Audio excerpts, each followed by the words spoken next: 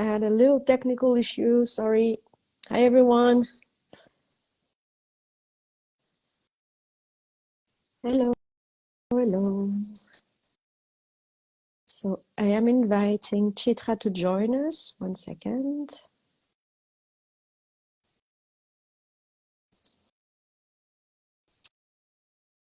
Hi.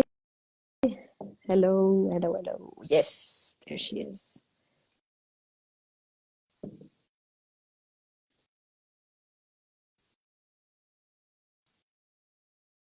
Should be working now anytime.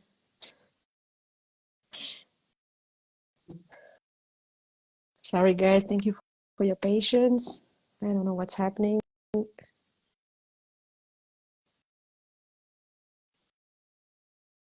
Ah,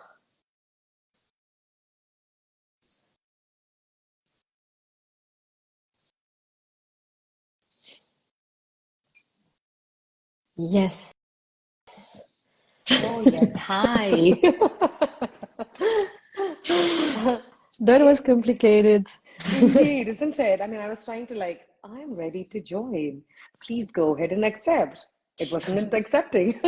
I think I was doing the same at the same time, so that's why it was not working. But how nice to see you. Hi, Very, Chitra. very nice to see you as well. No, you're very welcome, and it's always a pleasure to talk to you, Carol. Yes, and I'm very happy, so same, Of likewise. course. But I'm very happy to have you again here Thank you. at Parentally, so that you can share a bit more of your wisdom with Oh, us. indeed. Uh, Thank you. Thank you for inviting me. It's, yeah, I'm excited. Me too. I'm gonna start with a very short introduction to everyone who is watching us today. Thank you so much for joining. My name is Carol. I am the founder of Parentally and your host today. And a few words about Parentally. We are a platform dedicated to the well-being of parents. And what we do is that we help new and future parents find the extra care that they may need during pregnancy, birth, postpartum, and their first years of parenthood. And what we do is we facilitate access to professional support, but also community support and also informational support. And I'm very happy that we have Chitra with us here today to talk about preparing for childbirth in the Netherlands. And I think we'll talk about preparing for childbirth in general too, because I think it's a very important topic. Yeah, maybe before we dive into the subject, would you like to introduce yourself, Chitra? Sure, Yeah, absolutely. Thank you for having me, Carol, once again. My name my is pleasure. Chitra. I'm a childbirth educator. I'm a hypnobirthing practitioner. I'm also a hypnotherapist. Um, my move into the birthing world Mm-hmm. was after about 10 years of spending my time at the corporate world. Mm-hmm. It was my own birthing experience that sort of like propelled me into looking at, what I wanted to do with my career after I moved to the Netherlands. I'm originally from south of India, but I've lived outside of, I'm sorry, my echoes are coming through. Sorry about that. But I have lived outside of India for about 23 years now. First in Africa and then in Mm-hmm. the US and then now in the Netherlands. The Netherlands for the last 16 years. This is my 17th year here. Uh, but it was also just, having an understanding of, oh, that's the disclaimer that I wanted to talk about Same. because I have a terrible cough as well, and which I'm still nursing, just as you are. So sorry for everybody who are listening to our conversation. We get a tickle and then we'll end up coughing. We're very, very sorry about that. We apologize. Sorry. Um, but it's the move here and also understanding the cultural Mm-hmm. perspectives of how in each of the countries that I actually lived, how birth was considered, and Mm-hmm. in most of the countries where birth is Mm-hmm. institutionalized, you fall pregnant and then you go to a doctor, you go to an obstetrician. The obstetrician will tell you what you're supposed to do, Mm-hmm. and most of the time, the conversations around birth, even in my own circle amongst my friends and family, was always about pain and fear. I Yeah. was like, I don't know how what's going to happen, and I'm not so sure how my birth would go. Just to sort of like talk a Mm-hmm. little bit more about my birthing experience. I had a fantastic birthing experience, Mm-hmm. and only later to realize that my experience was an exception and not a norm. Mm-hmm. I gave birth to my daughter in India because that was the time when we were moving out of West Africa, and we wanted to Mm-hmm. sort of be in India with the support of the family to be able to give birth. I had a good birthing experience, so I never really thought too much about it. I just assumed that this is exactly how, Mm-hmm. people give birth. But it was the move to the US and then the move to the Netherlands that sort of completely opened my eyes into how the long-standing tradition of, midwifery care, access, to midwives and why midwives, help the mothers as community Mm-hmm. midwives, and how home births happen, and how you have an option of either giving birth, at the birthing center, like the Zorg clinic, or you want to give birth at the hospital. The options. I mean, I did not even realize that all these different options were a possibility, when I was pregnant with my daughter, and that sort of like opened my eyes into what I wanted to do. So yeah, I trained with Lamas International first, Mm-hmm. at Los Angeles, and then that was in 2010. So as soon as I finished my training and I got my certification, I started my company called Mm-hmm. Akriti. Akriti in Sanskrit means to begin or to form, if you will. There is no direct translation, but this is what it means. And I thought it was fitting for what I wanted to Yeah. do. And so I've been teaching, as a childbirth educator since 2010. And in 2011, after my, Lama certification, that gave me Mm-hmm. an understanding of, what birth physiology is all about, and what we need to know as, as a birthing person, as a Mm-hmm. woman, to understand what you might be going through. I wanted a little bit more, I wanted to dive a little bit more deeper into the tools and the techniques that that I would want to offer to a lot of people who are preparing for their birth. And that's how I trained with Lamas Interna I'm sorry, I trained with Yeah. HypnoBirthing Institute in 2011. Lamas was in 2010, Yeah. and 2011 was HypnoBirthing. So I teach both these courses. I first started teaching at Utrecht, but the last 10 years I've been teaching at Amsterdam, Hilversum, and I also teach now at Amstelveen. So this is a little bit of, about my background. My daughter is almost 18, and Wow. yeah, and when we moved here, she was a toddler, and when you have this whole thing of, who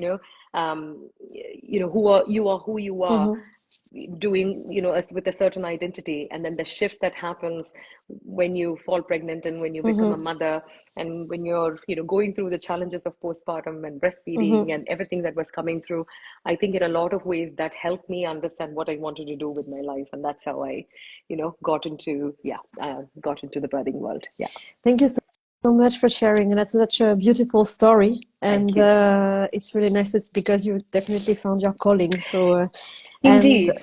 yes, It wasn't that straightforward, In a yeah. lot of ways, it was like, should I or should I not? Or, what should I be doing?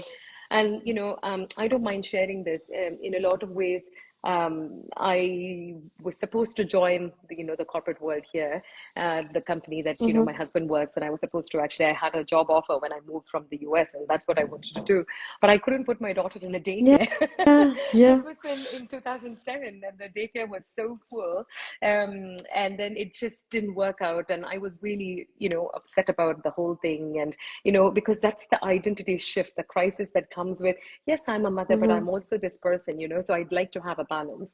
And I also, I mean, both me and my husband, both of us had some personal losses. I lost my dad and he lost his Mm-hmm. dad within a span of 8 months. And carpe diem, baby. And that sort of like came into my Mm-hmm. radar, thinking that what is it that I really wanted to do with my life, that I'd like to do, be flexible, be adaptable, wanting to be there for my daughter and for my mother and my in-laws, my mother-in-law, but at the same time, do something Mm-hmm. that's purposeful and fulfilling. So it was not that it was not the most, what do you call, straightforward calling. I think it sort of came about in a very convoluted way, but I'm glad that it came through, and yeah, here I am. And I'm glad it did came through, and it's actually how we met because I took Indeed, your hypnobirthing course. indeed.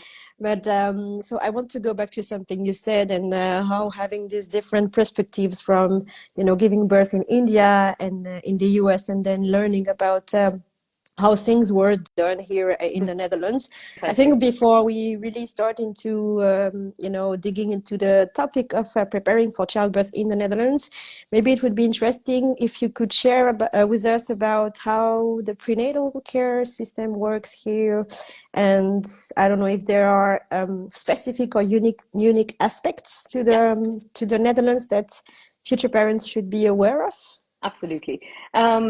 See, when when we as expats or immigrants, whatever you might call, when we come from a system that we are so used to, and the system that you come into in a place like the Netherlands, where there is an established, long-standing tradition of, a midwifery care, that's something that can be quite daunting, because if you sort of look at, what happens in the US or what happens in India, or for that matter, I lived in Ghana and Nigeria as well. It was a very, very top-down approach. You fall pregnant, and then you go to an obstetrician. The obstetrician will tell you what are you supposed to do, the kind of test that you need to do. Whereas here you don't see an obstetrician at all. The way the whole pregnancy is considered as a normal part of of life, and it's normal part of physiology. So if you are a healthy person, if you're a healthy mother carrying a healthy baby with a healthy pregnancy, then you go to a community midwife, a local midwife just around the corner from you, who will do all your checkups and who will tell you that everything is okay. But if things are not okay, there are very well defined specific scope that your midwives have, and if there is something as a discrepancy that they see, then they'll immediately move you to the hospital, and so that you can get more tests done, and so on and so forth. But if you don't have an understanding of how the system works, and also the Dutch healthcare, where a lot of expats always feel like, this is not the most greatest of healthcare, because it's a very reactive healthcare and not a very proactive healthcare. We all know about, the paracetamol that's always been offered to us. So you sort of also think that, the midwifery care is also set up in that way. But I would disagree with that one. The midwifery care is one of the most workable midwifery care, because it's always about collaboration. It's about understanding what you want for your pregnancy and birth, and what is it that they can offer.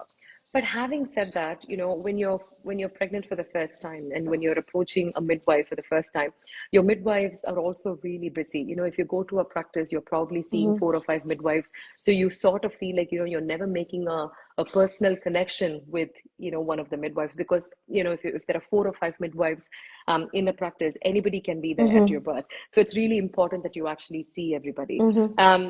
And also, the Dutch are firm believers of personal responsibility and freedom.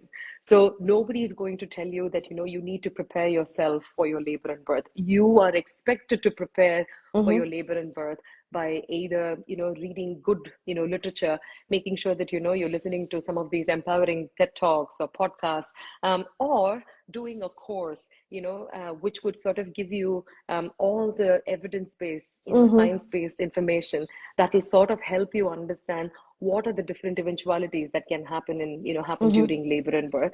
So when you prepare yourself, it becomes a very collaborative process for the midwives. But if you are going to go to a community midwife, and if you expect them to tell you that these are things that you need to do, or expect them to give you more information, that sometimes might not come through, because they don't have the time. They assume, I think now there is more understanding of why a childbirth education is important, or why hiring a doula is important, or why reading books, and listening to podcasts, all of that is important. Having conversations with others is important. But for a period of time, there was a little bit of a lull. There was a little bit of like, what are we supposed to do? Why is the system, this way? But I think it's important for us to understand that this is a very, very good system, the Dutch midwifery care system. But if you prepare yourself, if you know what you want as your birth preferences or your birth wishes, or whether it, I'm not saying that, straight on that you're going to say that, I'm fearless, I'm feeling great about pregnancy. That's not how it is. The changes that you go through, to having an opportunity to be able to talk to your midwife about it, and also when you prepare for labor and birth, by doing a course, or having talking to other women who are also around in the same trajectory, the same path of your pregnancy, having that kind of support group. I think it's really important for us as expats or immigrants to find your own tribe, find your own classes, find your own ways to prepare yourself, so that becomes a very collaborative act. If you look at, not all midwives offer this, but most of the midwifery practices are now offering what they call a centering pregnancy. The centering pregnancy as facilitation, where mothers who are their estimated birthing time is around a similar sort of time frame. They're all put together in a group, about 8 to 10 or sometimes even 12 mothers, where every month they would talk about a specific topic. So it becomes a conversations with the midwives who would facilitate, along with another person. So all of this is something that the midwives are also trying. But going back to, it's also your responsibility to prepare yourself, to ask the right questions, and to collaborate so that you receive the kind of answer that you really need to hear. That's very true. And I think that's it's a matter of expectations that you have to know. But of course, you cannot know what you cannot know. But absolutely, I mean, when you come from other countries and you have other expectations, I think that's the first thing that you need to know, that when you go to your midwife, the appointment is not very long, so you don't always have the time to ask all your questions and everything. So exactly. we're going to talk about the childbirth preparation courses. Sure. I just wanted to mention that we have a couple lives lined up to talk about midwifery care system and also about centering pregnancy. And Chitra, you mentioned that the community midwife is often the one that is, around the corner, and that's very convenient. But it's true that some midwifery practices do the centering and some others don't. I think it's interesting to look into that because it's two different ways of prenatal care. The appointments are not exactly the same. No, it's not.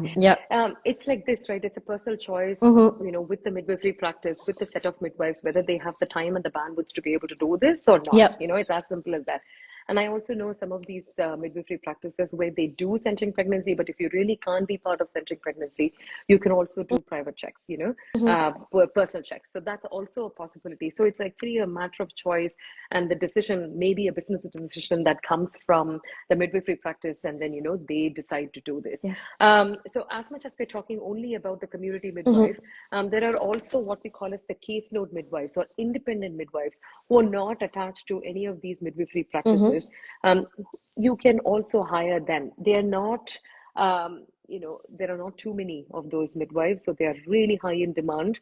And of course, in terms of costs and things like that, I think it might vary a little bit. I'm not going to get into those, intricacies. But I would personally suggest that, being with the midwifery practice is always a great option. And for whatever reason, if that just doesn't work out, and if you'd like to have an independent midwife, with whom you can spend more time, every checkup is, a little bit more longer, and it's also, very empowering because that is the particular midwife who's going to be with you during your labor and birth. That's also a trajectory that you can take. But they are far and few in between. There are not too many of those independent midwives. So you probably need to look at it as soon as you become pregnant. You probably need to look at independent midwives. But if you ask me, in my opinion, not everybody needs an independent midwife. I think the community midwife, the Verloskundigen practice that you have around your house, I think they are more than sufficient to help you with any kind of checkups and things like that,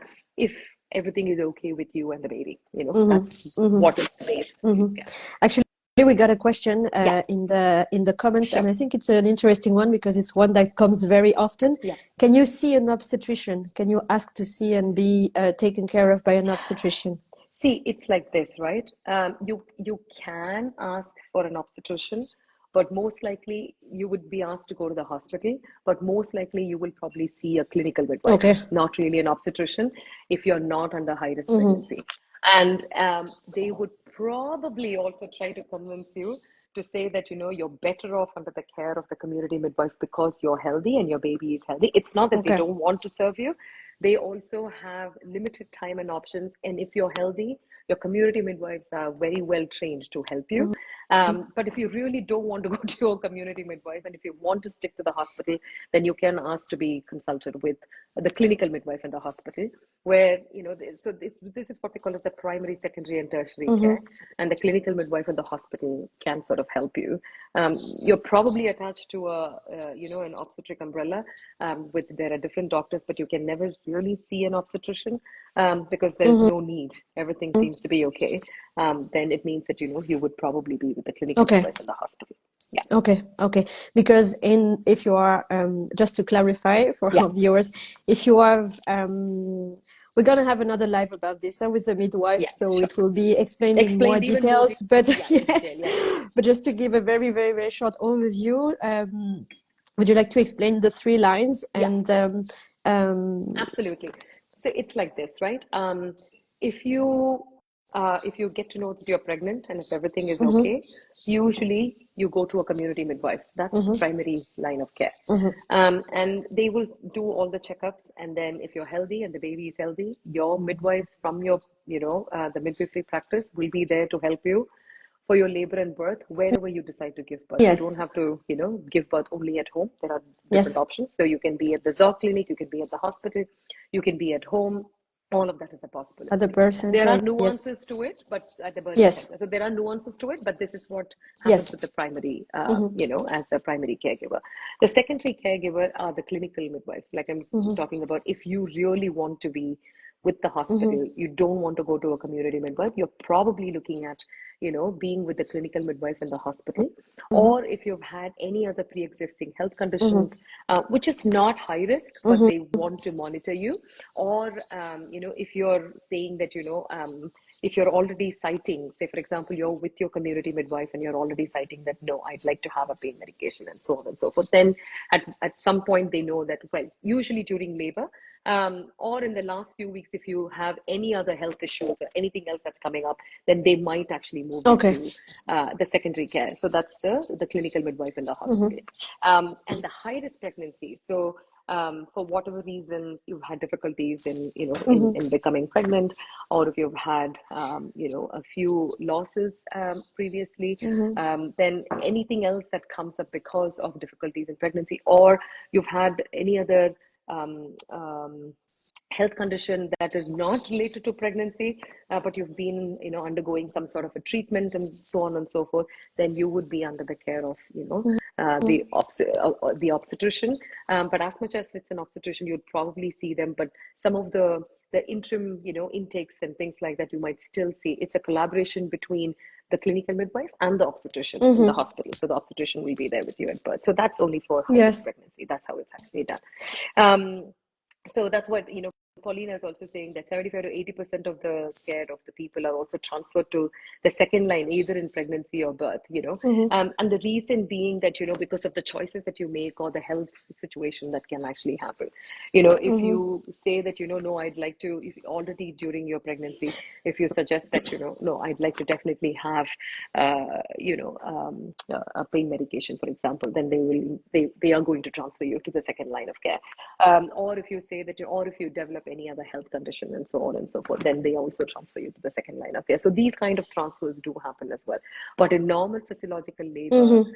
if everything is okay, the mother is healthy and the baby is okay, then usually you give birth with your midwife. Okay. Yeah, Thank you for taking the time to explain this, because I think that's actually quite important to have a good no in problem. understanding of what to expect.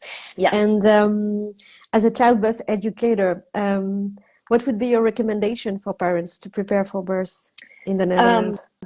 I It's a There are a tough few things. question. It is a tough, well, it is a tough, but it's also a very easy, straightforward Yes. question, right? I think it's really important for you to prepare yourself. How do you prepare yourself?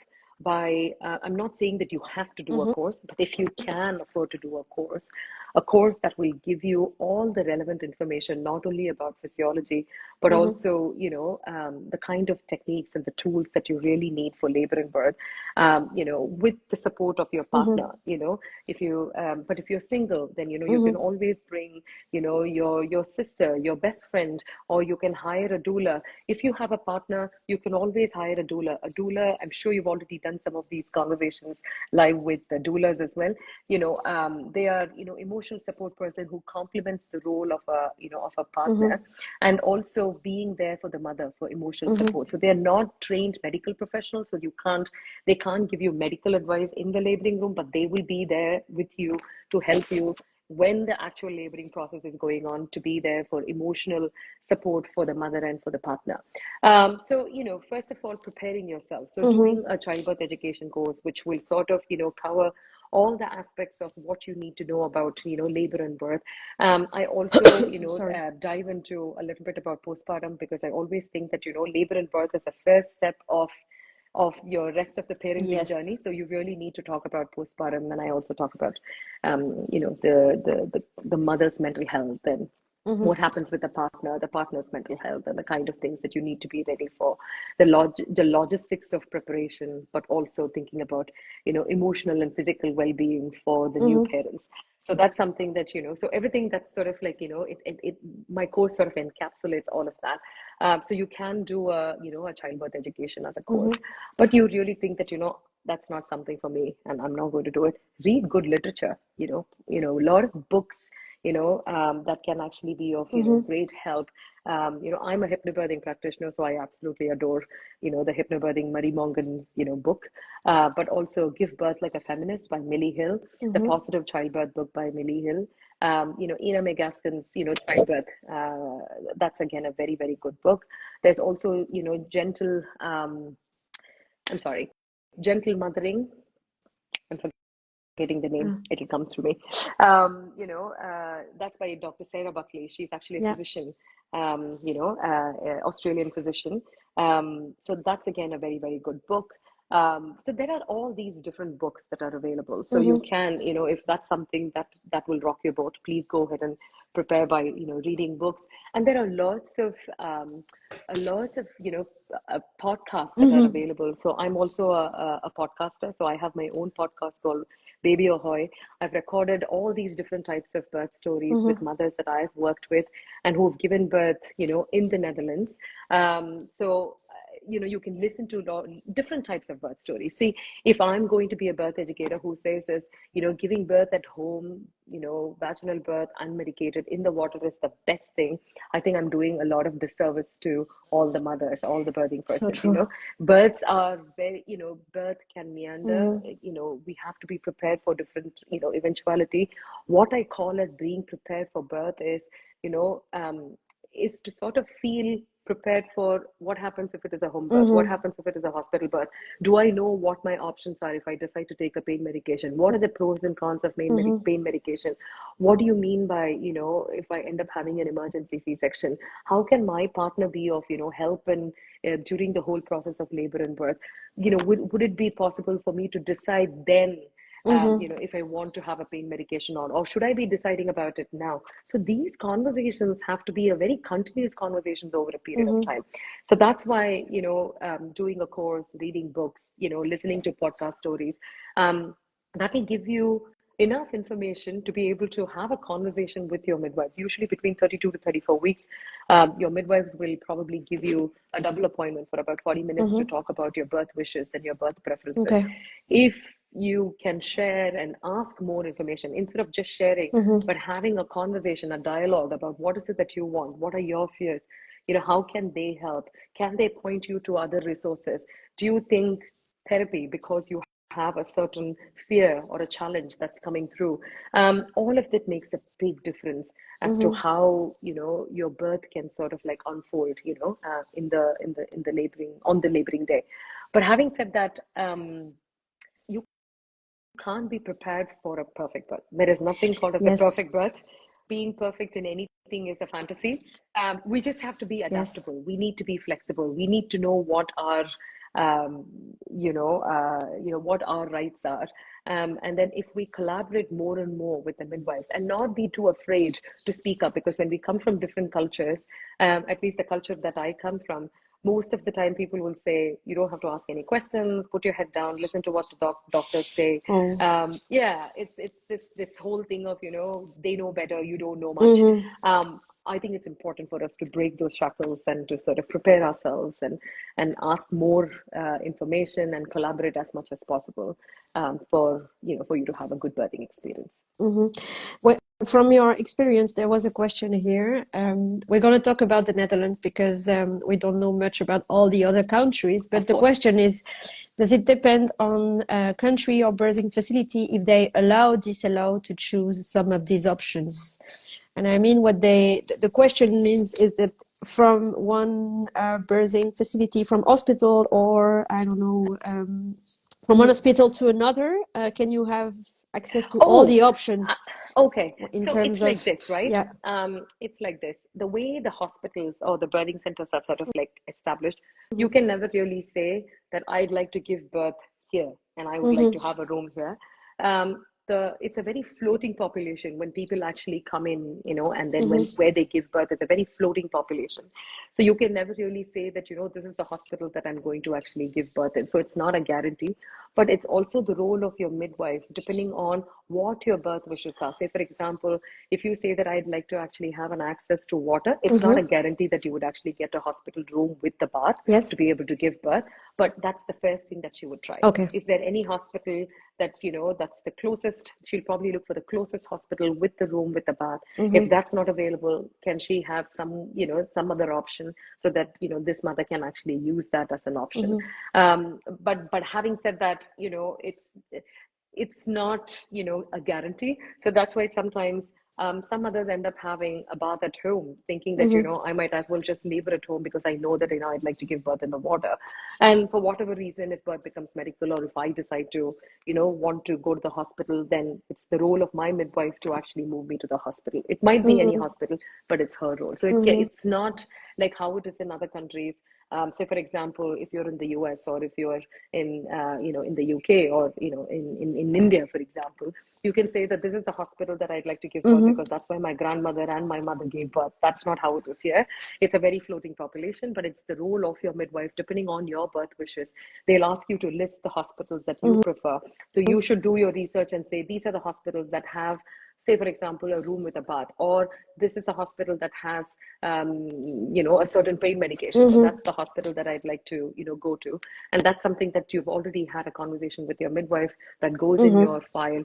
And then when you go into labor, they'll look at it and they'll try and match you to the closest Mm-hmm. possibility. Mm-hmm. Mm-hmm. And we talked about hospital birth, but what about home birth? We also got one question. How do you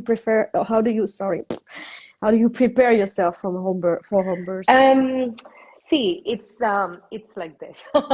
How do you prepare yourself? Well, childbirth education. Yeah, exactly. What can I say? You have to prepare yourself for different eventualities. Sometimes, home birth is also not for everybody. If you come from a culture where, where home birth is something that, you're fearful about, or if you're thinking that I'm here, what if somebody forces me to have a home birth? That's not how it is. Yeah. If you don't feel comfortable about being at home, that's something that you can already say. And, depending on how labor is progressing, your midwife will, help you with the transfer Mm-hmm. to the, to the hospital. Um, but having said that, sometimes accidental home births do happen. Usually you get like this crown package from your Yes. insurance. That is also for home births, just in case, Yeah. accidental home births happen. Your midwives, your community midwives, your community midwives. I'm not talking too much about the clinical midwives. Your community midwives are trained to Mm-hmm. help you give birth, at home. So sometimes that can happen, which can be quite alarming for the mother Mm-hmm. at that point in time. But your midwife will give you all the reassurances to make sure that you're okay, you're safe, and she's well trained. She'll usually have another extra pair of hands to make sure that all the other logistics are taken care of, so that she can actually be with the mother when Mm-hmm. she's giving birth at home. So the Mm-hmm. best way for you to prepare for any kind of birth is to prepare yourself. So Yeah. that's why childbirth education is very important. See, I Yes. always say this, Carol, if we are going out to pick up a pot of paint to paint our walls, if we go out to buy a stroller for our child, if we go out to buy something else that's very valuable, we do our research. Mm-hmm. We make sure that we look at options, we compare the prices, and we make sure that, is this something that's going to work for me in Mm-hmm. my house? I think we need to do the same thing for birth. This is Mm-hmm. such an turning point moment, a turning point in a woman's life. And I think preparation, is the key to what you want. I mean, as much as I'm saying that, if you prepare yourself, that, birth will be fantastic or great, it may or may not be, but at least you know what you went through. You've prepared for all these different Mm-hmm. eventualities, and you're not stunned by some of those things that Mm-hmm. happens on that particular day when you're in labor, but you've already thought about all of this as possibilities with your partner, amongst same space of with other pregnant couples. I think it'll give you enough time to think about it, process it, Yes. reflect on it, work on it.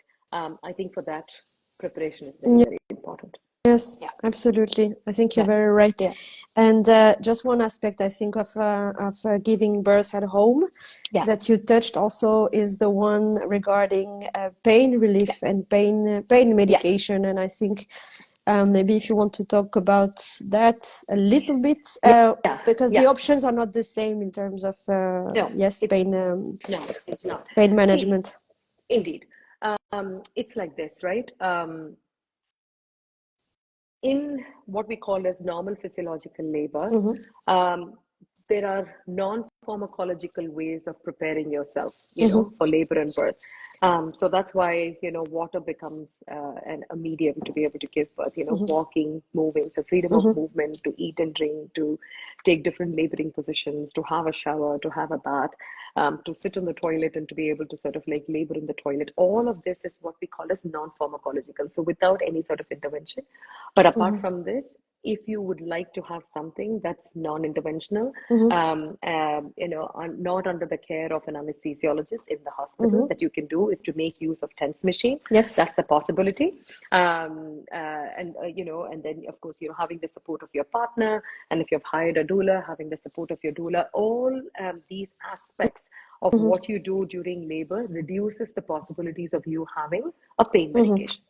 But if you decide to have a pain medication, it's a clear situation where you want to be in the Mm-hmm. hospital with an anesthesiologist, and there are different pain medications as options that are available. Mm-hmm. It's also a very wrong thing for a lot of people to think that, in the Netherlands, people force you to have a birth without a pain medication. That's not the case at Mm-hmm. all. You have to know when to ask for one as a pain medication, and then what are the pros and cons of pain medication, so that the hospital staff, when the clinical midwife, when your midwife calls, and then the clinical midwife can actually help you arrange for an Mm-hmm. anesthesiologist to give you the pain medication that you really need.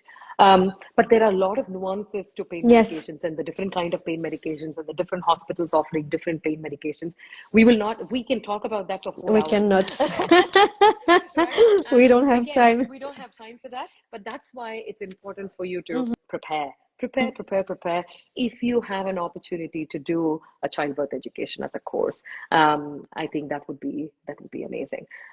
Some of these conversations can also happen during centering pregnancy, because some centering pregnancy groups, they do talk about pain medications as options and so on and so forth.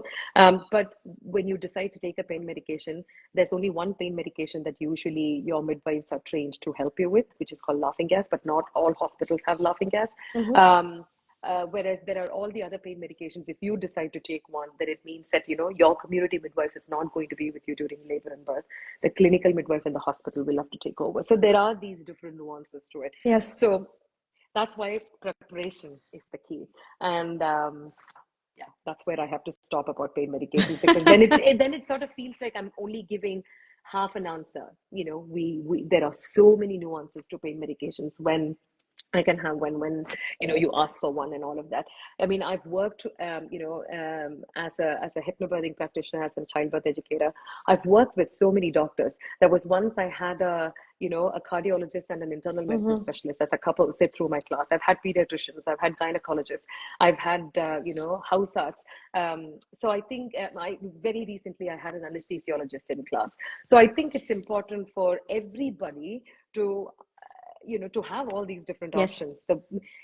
When it comes to childbirth, we talk about the normal physiology and preparing yourself for unmedicated birth, but I think we also need to talk about medications, and we also need to talk about what are the pros and cons of it, so that the choice that you make is informed, and you know why exactly you're making the choice, Mm-hmm. whether it is an epidural or whether it is morphine or whatever it might be. But yeah, there are too many nuances to it. There is a Somebody comment saying about that yes. exactly in Spain we can't conceive a birth without a pain medication. It's not that you can't have one here, but you need to know what are the pros and cons of it, what it can lead you to. I mean, I had this lovely anesthesiologist in class from AMC, and he also basically said that, um, you know, uh, it's not straightforward. You also have to sign a few papers but hopefully everything will be okay. I mean, we're also living in a, with an advanced progress in medicine and all of that. So usually everything is okay, but you still have to look at what are the pros and cons of it. That's like preparing for any surgery. It's the Absolutely. same thing. Yeah. So Absolutely. yeah, there are a lot of nuances. I think there was one more interesting question saying that, there was a question somebody asked saying that, do you have to be in isolation Confinement or is it a diet after birth. I don't know what this is. confinement diet? No, I don't know what it is. I think she probably is asking for postpartum. If you think about some of these, old cultures, whether it is the Tibetan cultures or some of the African cultures, Chinese culture, some of the Indian culture, where we usually say try and stay in as much as possible for the first 40 days or 28 days or 32 days and all of that. I think it's really important. The reason why they say that is for a new mother who's just given birth to her baby. You need to rest and relax and try and sort of like getting into the mode of, becoming a parent, but also giving your body the space and the rest that it needs for it to heal. Um, um, there are these conversations about, why it is important for you to have these nourishing traditions. A lot of the time, society sort of focuses on the baby, whereas a society needs to focus on the mother. When we focus on the mother, when we sort of give her the help and the support and the guidance that she needs at that point in time, then she sort of recovers and then, she feels better. What I would suggest is, I mean, to each their own, but I usually say that try to stay in as much as you can, try to rest and relax as much as you can, take care of your mental health as much as you can.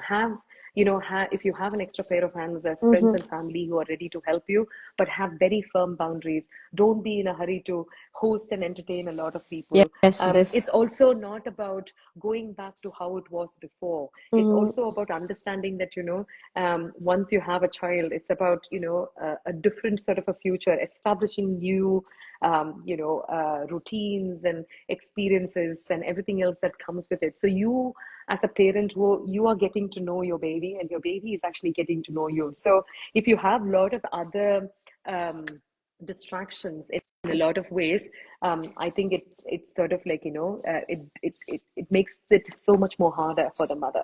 We talk about postpartum blues and postpartum depression and so on and so forth. So different different traditions, different whatever is suitable for you. And if you can get that kind of help and support, whether it is postpartum massage or whether it is eating soulful healing food for the first 28 to 30 days. I mean, I can tell you with my experience, when I gave birth to my daughter, for the first 28 days, we ate, or rather I ate, what we call as the sattvic food. It's not based on Ayurveda or anything.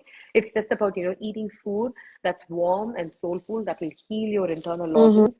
But at the same time, it's not too spicy. It's not too, anything that would also affect the breastfeeding as a process, so on and so forth. But again, there's also this myth about you can't get out and you can't do anything and you have to stay in. But over a period of time, once you start feeling more and more yourself, you can give yourself very small goals to step out of the house, probably go for a short walk and then come back, getting some fresh air, doing very mild stretches. All of that is good, but you have to listen to your body. You have to listen to your physical body, but you also have to listen to your, mental, emotions for you to be able to make those choices at that point in time. That's very true. Yeah. And I think we'll talk again about all the cultural aspects, because it's also part of the culture. Some cultures, it comes naturally to take care of the mother right after birth with the whole family and the whole village, and some a bit less. So a bit less. it's Yeah, and sometimes that's what I feel when you're an expat, when you're a migrant somewhere, you don't have your family and your friends become your family.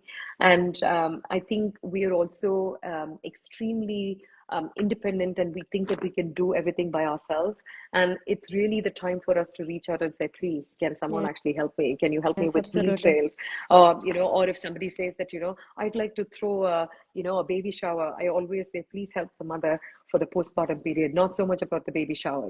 I mean, I've done some of these things as well. I mean, for my both are friends. fine.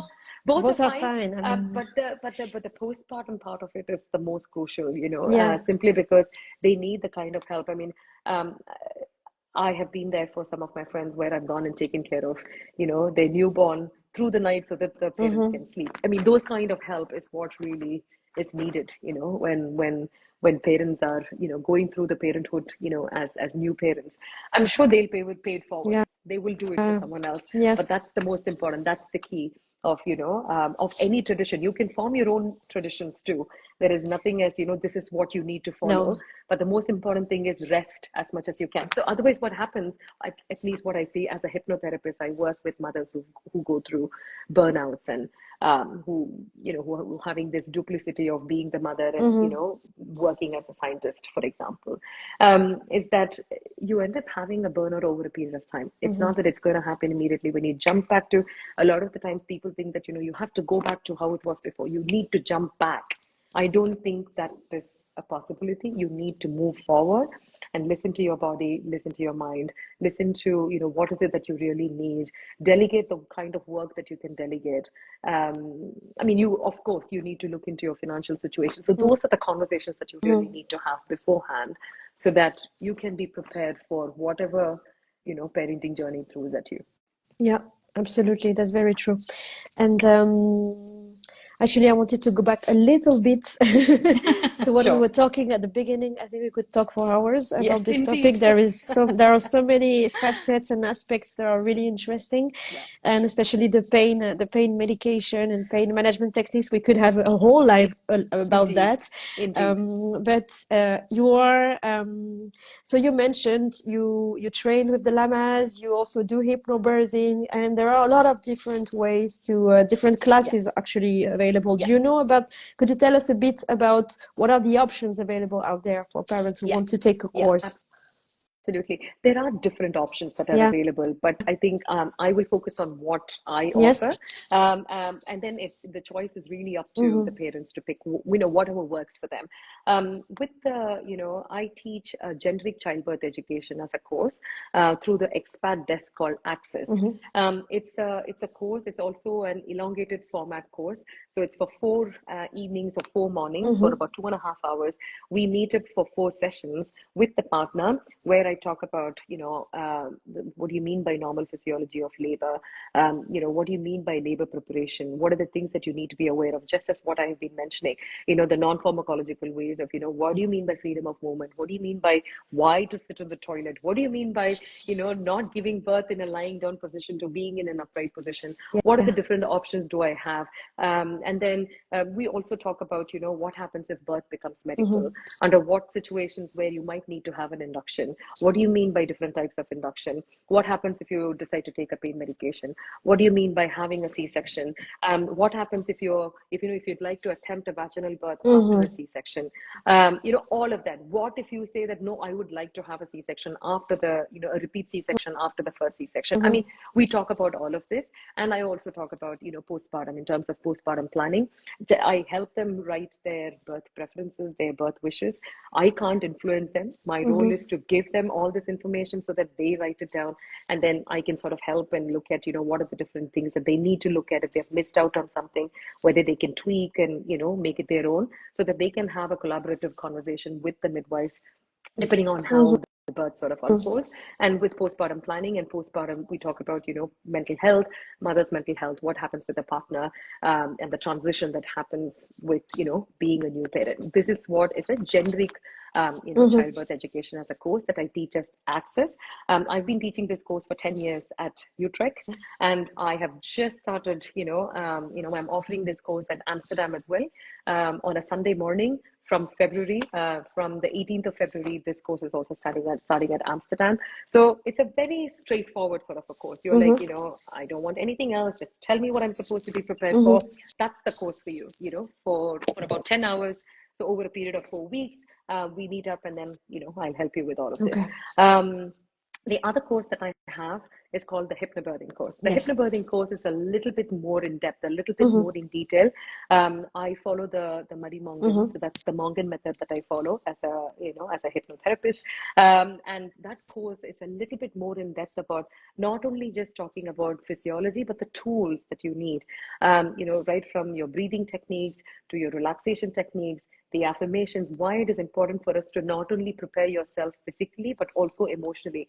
I always talk about, giving birth is like running a marathon. Yeah. If you've never run one before, you can't wake up one morning and say, okay, today I'm going to do a 42 kilometers. It's impossible. You have to prepare yourself physically, but you also have to prepare yourself, mentally. Where there are more tools that are available with the hypnobirthing course. It comes with the Mm-hmm. book, it comes with a handout, it comes with audio files. So I teach some of these deepening techniques. We talk about guided imagery as Mm-hmm. visualizations, relaxation. I mean, that's something that you did, you and I, when you were pregnant with your second one. Yes. So it's a little bit more in depth, where all these tools, I call these tools as your spices in your kitchen rack. There are some spices that you really like that you would use every single day, and there are some spices that you would have that you use when you're making this special dish, one fine Mm-hmm. day. So if you have all these different tools in your back pocket when you're during labor, if you really need to use some of these tools, you will be able to make use of these tools in Mm-hmm. labor. If you don't want to make use of these tools because the labor has gone really fast and the birth has happened, hey, Yeah. even better, right? So that's why the hypnobirthing course, it's for 3 hours, I teach the hypnobirthing course in 3 locations, at Mm-hmm. Utrecht, Amsterdam, as well as at Yep. Hilversum. So Hilversum, it's on a Thursday evening. Amsterdam, it's on a Sunday afternoon. And then now Utrecht is on a Monday evening. So Okay. I teach the hypnobirthing course, in 3 different locations. And I've also started teaching a 1 day course because there are a lot of the mothers Mm-hmm. who sort of missed the mark on starting these courses early on during your pregnancy. I would say the earlier you do the course, the better. A lot of the times, parents Mm-hmm. feel like, but what if I forget? I don't think you would forget. The course usually will positively orient you for the rest of the pregnancy. It'll also give you the space and the time to have continuous conversations with your partner, to have conversations with your Yes. midwife, to have more resources and to think about, oh, maybe I should probably think about hiring a doula. All of that is a possibility when you do a course early Mm-hmm. on in pregnancy. But if you've missed it, it's not that all is lost. Then you can also do a 1 day course, which is a crash course, Yes. from 10 o'clock in the morning until 4:30 in the afternoon. I teach this course at 2 different locations, one in Hilversum Yep. and the other one at Amstelveen. Amstelveen is specifically for this particular midwifery practice Mm-hmm. called Helen de Meesters. It's only for their clients. But I offer the same course at Hilversum for others as well. So if you're living as an expat somewhere else in the Netherlands and you don't have the time or the energy to come every week for a course, then this 1 day course can be it's like a crash course for 6.5 hours where we talk about, of course, I wouldn't have enough time to talk about postpartum and breastfeeding Yes. as an introduction, but everything related to labor and birth is something that I do in the Mm-hmm. 1 day course. So Mm-hmm. these are the different, courses that So I offer. there are many options. There are And many of options. course, Yeah, yeah, and of course I and will include all the that's what it is. details. There is always an option for somebody, Yes. in terms of price and in also terms of time, because it is a time, and the time has to be well Mm-hmm. spent. A lot of the times, people, when they sign up for a course, only later to realize that, oh my God, this was such a great course. Maybe we should have done a long format course. I mean, I've had a lot of feedbacks that way. But it's okay, sometimes Yes. you just want to explore and see where you are and where you are at. So I would suggest looking at all these different options, and then pick and choose what works for you. Yeah, exactly, exactly. And of course, I will put all the details of your courses in the Thank you. feed because this live has been recorded, and I will share it later on the feed. Perfect. Thank you. But I think it's really great what you said.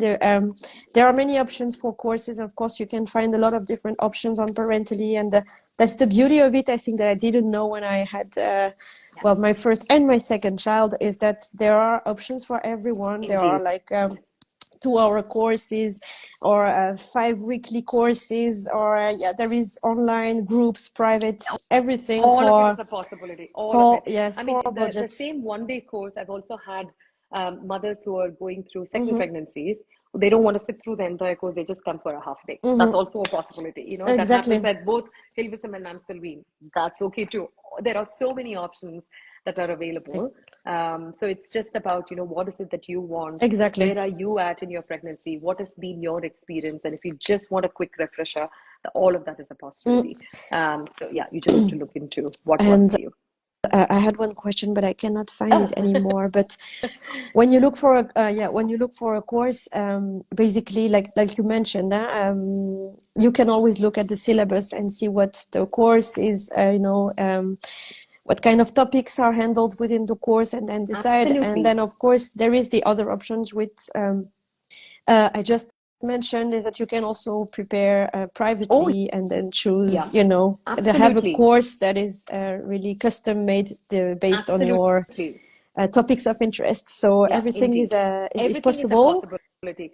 And sometimes, it's also about, if you're sort of lurking behind thinking that I'd like to do a course, but I'm not so sure. If I speak to her that, should I sign up for a course? Nothing of the sort. There are no strings attached. Speak to me. We can always do an introductory, a 10-minute call. But of course, in that 10 minutes, I will only talk about the courses that I offer. So I might not be in a Yeah. position to talk about pain medication specifically. And because these things have happened before. But, the important part of it is that, you can talk to me. And if you really are interested in my approach and you like what I teach, then you're very welcome to sign up. And if you think that, this was a great conversation, but this course is not for me, that's absolutely okay too. So you just have to explore and find out, what works for you. Absolutely. And my last question, Sure. let me find my notes. Yes. In your opinion, are there any specific cultural or practical information that parents should be mindful of when they are giving birth in the Netherlands? Yeah, a I lot actually of have, cultural. yeah, I actually, because there are two comments. There are two things that come very Mhm. often in the comments. It's epidural and C-section, because especially international parents, like who come from other Yeah, countries, have some maybe yeah, misconceptions yeah. about the possibility of getting a C-section or an epidural in Hmm. the Netherlands. So Yeah, what's the yeah. reality? Yeah, see, it's like this, right? Epidural is something that you can already sort of like talk about and, tell your midwives with a community midwife. It becomes a straightforward thing.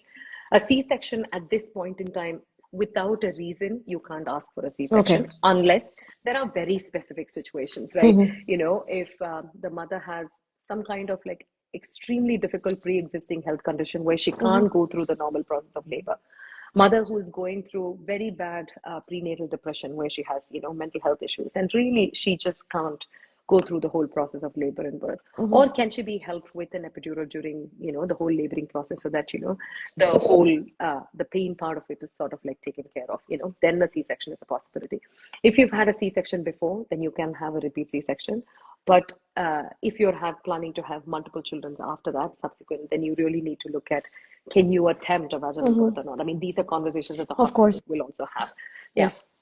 Or if the baby is in a Mm-hmm. different position, a transverse position or a breech position where the baby is, they've tried everything, the baby has not gone head down, then it becomes a C-section birth. Mm-hmm. Unlike most of the other countries, you can't walk in and say, no, I just can't bear with any of this and you have to give me a C-section. They'll probably look into or probably even offer therapy.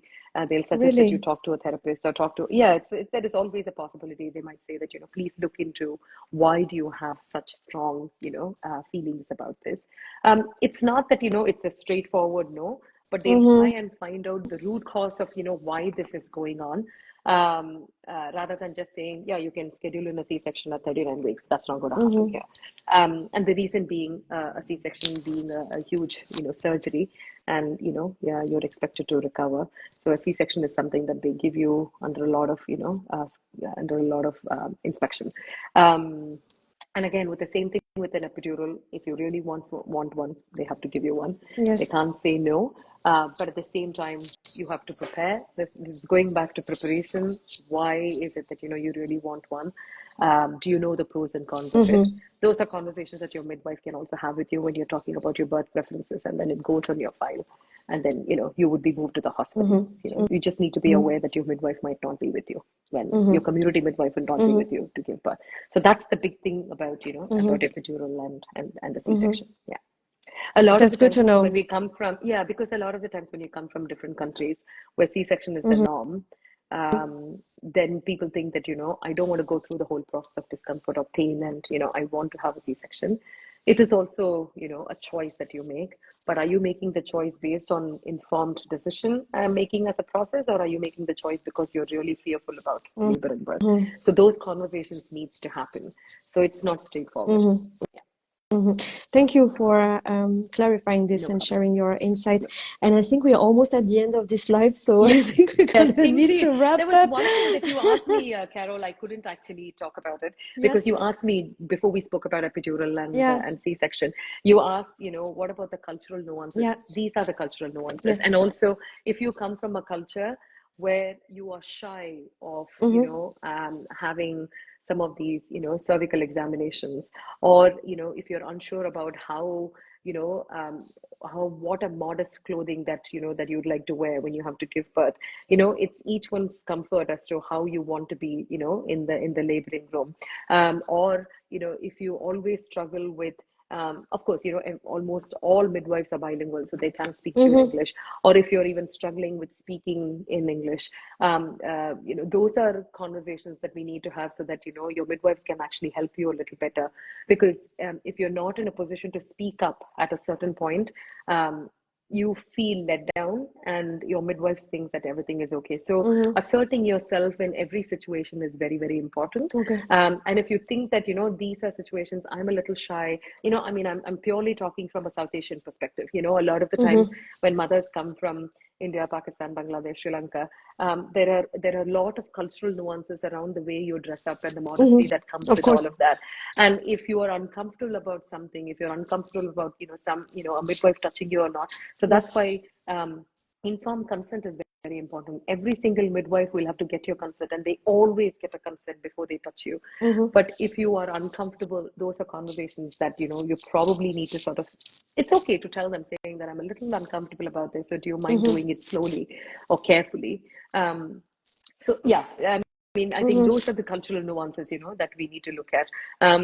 Some people are very, body positive, and they are absolutely okay with, with their body.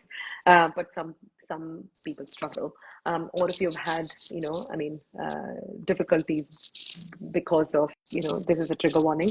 If you've had, difficulties because of, sexual assault and so on and so forth, those are conversations that needs to happen in a very safe space, so that you feel safe and your midwives are also extremely sensitive about where you come from. I think those conversations are very important. So unless you speak up and you say what your experiences are, it's going to be hard for the midwives to understand. No, that's very true. That's very true. Yeah. We need to finish because we are over 1 hour now, and I'm not even Sure. sure if I can save this. But very short, what's your golden advice for parents who are going to give birth in the Netherlands and who are in the A golden advice. thinking Yes, a about, golden yeah, tip. Prepare. that's what I was Prepare, yeah, expecting. Yes, of course. prepare for what is to come, because Yeah. a lot of the time we sort of take it very lightly. And it's, I mean, I did the same thing too. As much as I'm sitting here and talking to you as an expert, I moved to a different continent with my 3 month old, going through postpartum. I wouldn't advise that for anybody. So, it's really important, because we have all these different resources. We have a lot of these social groups. We have podcasts. We have, the live that you're doing with me. All of this is, these are gems. So listen to some of these conversations, prepare yourself, talk to your partner about it, talk to your partner and find out what is it that they are going through during this pregnancy? What is it that you are going through during this pregnancy? I really think that, mental health is extremely crucial, because the hormonal changes will Yes. sort of, really stump you during pregnancy, and more so during the postpartum period. And if you've been thinking about, having therapy or talking to a counselor, don't be shy about it. It's, you need to sort of like reach out and ask for professional help whenever you really need for all of that. So when you do some of these little things, everything sort of adds up when it comes to labor and birth and when it comes to postpartum. So my one golden tip would be prepare. However Yes. you want to prepare yourself. Yes, and that's a very wise one, and Thank you. I stand 100% with it. Thank you so much, Chitra, for You're sharing very welcome, all of Carol. It was this with us. fantastic It talking to was you really as cool. always. Yeah, yeah. And thank you everyone for joining this live. And I will be very happy to share it in coming days on our feed. And I wish you all a very nice week. And see you soon Yeah. here. Don't forget to follow us on Parentally. Have a great Yes, indeed. day. Thank you Bye very much. Thank you bye. so much for everyone joining us, and thank you so much, Carol. Yeah, all right. Bye. Bye. Bye.